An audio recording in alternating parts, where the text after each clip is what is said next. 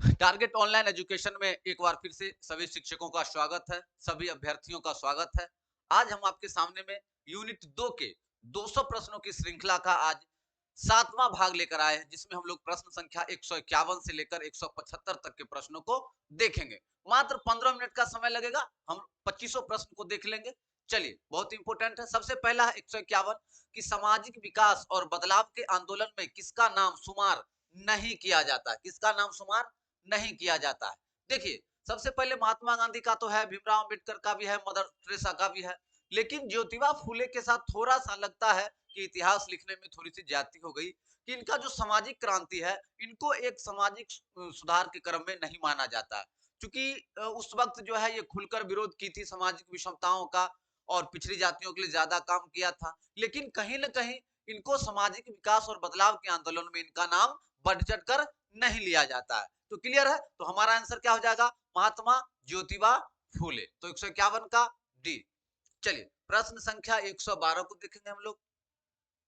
चलिए, प्रश्न संख्या 112, प्रश्न प्रश्न संख्या 152 कहता है कि ज्योतिबा फूले के अनुसार एक आदर्श परिवार कैसा होना चाहिए? का ज्योतिबा फूले के अनुसार एक आदर्श परिवार कैसा होना चाहिए? पिता बौद्ध, बौद्ध का मतलब क्या? पिता बौद्ध पालन करना चाहिए, पिता माता ईसाई की तरह हो, बेटा सत्यधर्मी हो, उपर्युक्त सभी। तो कहने का मतलब क्या हो? उपर्युक्त सभी। एक आदर्श परिवार में कैसा होना चाहिए?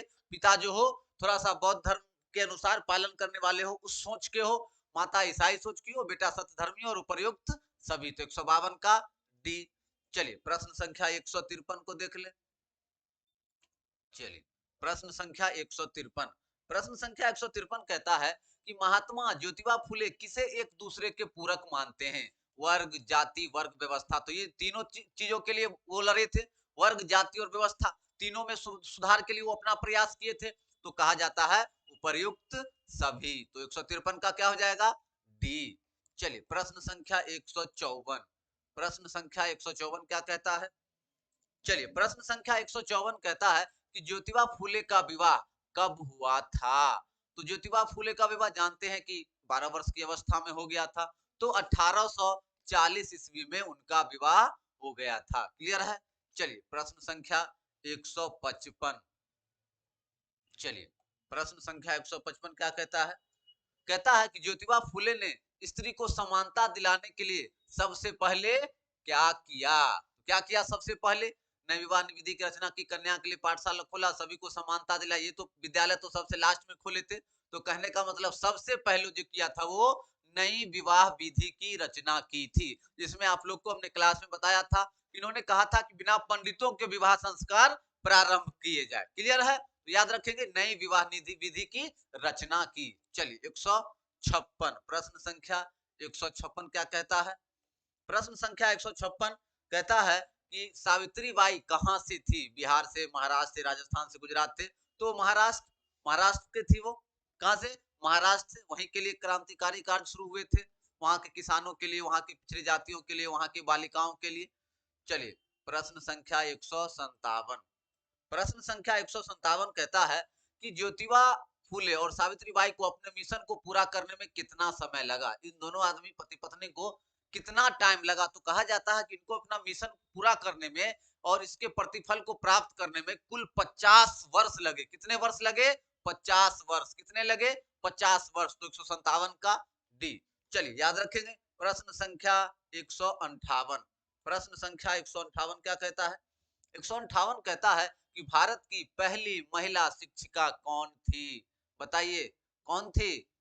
कौन थी? सावित्रीबाई फूले थी। कौन थी? सावित्रीबाई फूले थी। चलिए, 159, चलिए 159 क्या कहता है?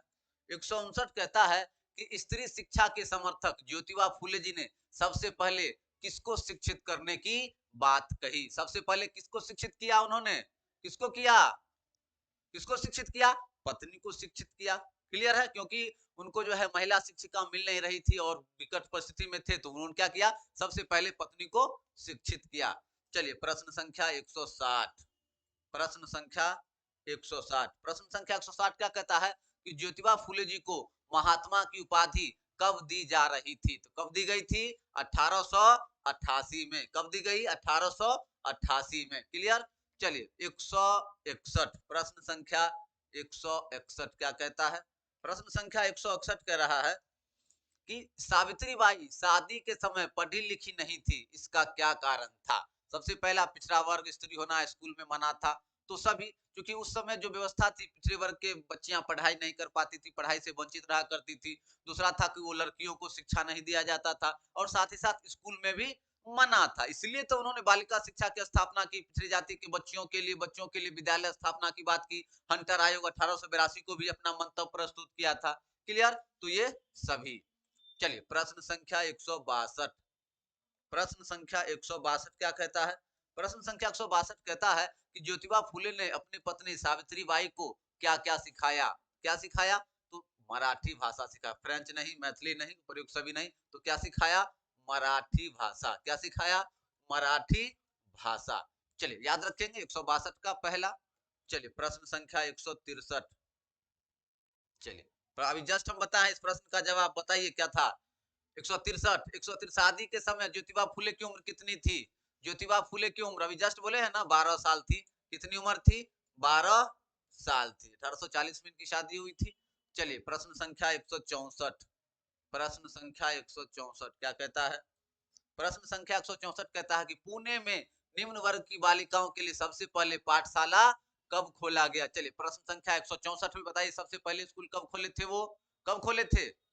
14 जनवरी 1848 को। कब खोले थे? 14 जनवरी 1888 को सबसे पहला विद्यालय बालिकाओं के लिए इन्होंने खोला था। तो 164 का सी। चलिए प्रश्न संख्या 165, चलिए प्रश्न संख्या 165 क्या कहता है कि ज्योतिबा फुले के पिता का क्या नाम था? ज्योतिबा फुले के पिता का क्या नाम था? बताइए। ज्योतिबा फुले के पिता का नाम धर्मवीरू था। क्या नाम था? धर्मवीरू। याद रखेंगे, धर्मवीरू, धर्म भीरू, धर्म भीरू।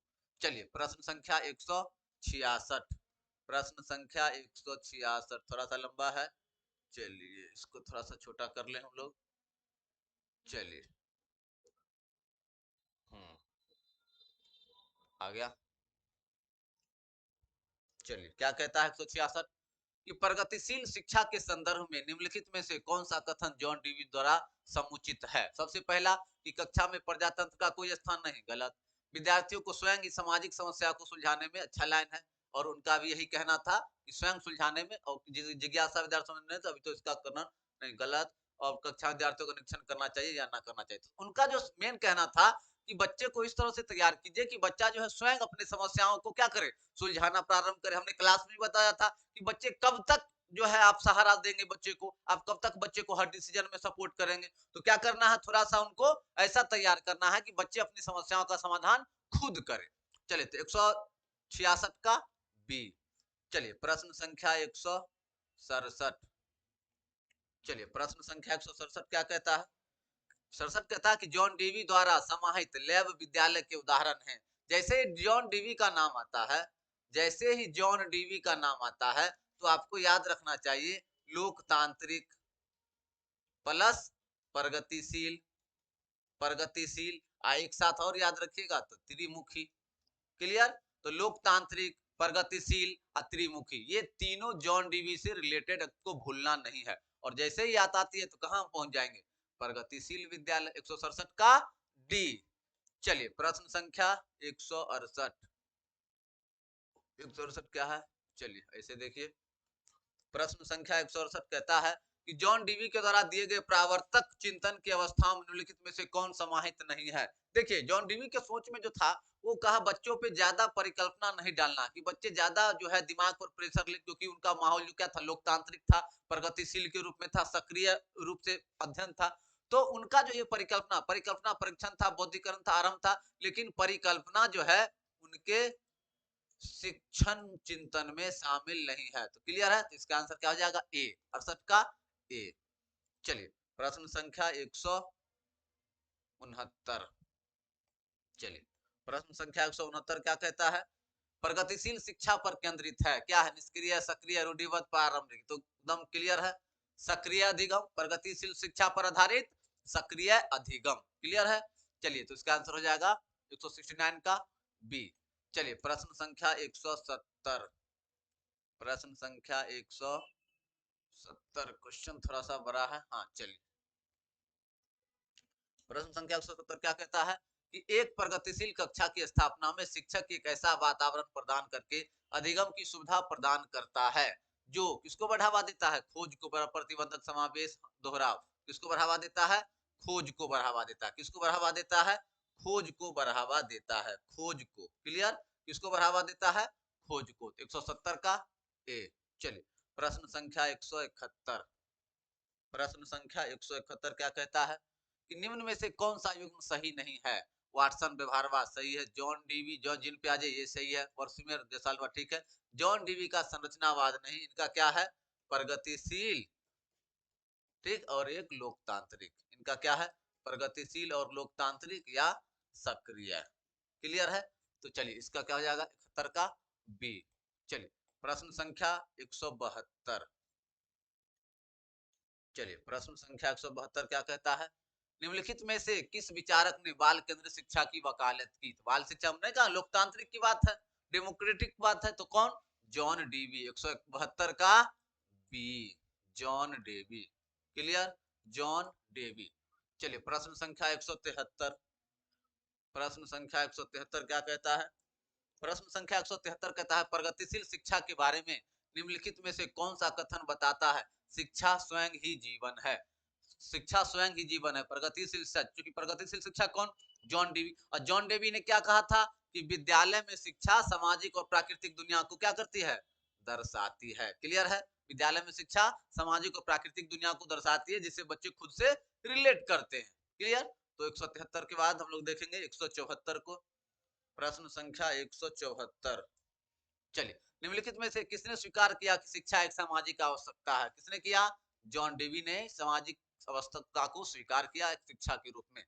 चलिए प्रश्न संख्या 175, 175 क्या कहता है, प्रश्न संख्या 175 कहता है निम्नलिखित में से कौन सा कथन प्रगतिशील शिक्षा के जॉन डीवी के अनुसार समुचित है। अब ऐसा क्वेश्चन जस्ट अभी बनाए हैं, कौन बनाए, विद्यार्थियों को स्वयं ही सामाजिक समस्याओं को सुलझाने में सक्षम होना चाहिए, तो 175 का बी, क्लियर है। तो इस तरह से अभी आप 175 प्रश्नों को देखे हैं, अभी एक वीडियो और इसका बनेगा जो 176 से लेके 200 प्रश्न, तब हमारा 200 प्रश्न की श्रृंखला का सीरीज का समापन होगा। मिलते हैं फिर अगले वीडियो में, तब तक के लिए जय हिंद।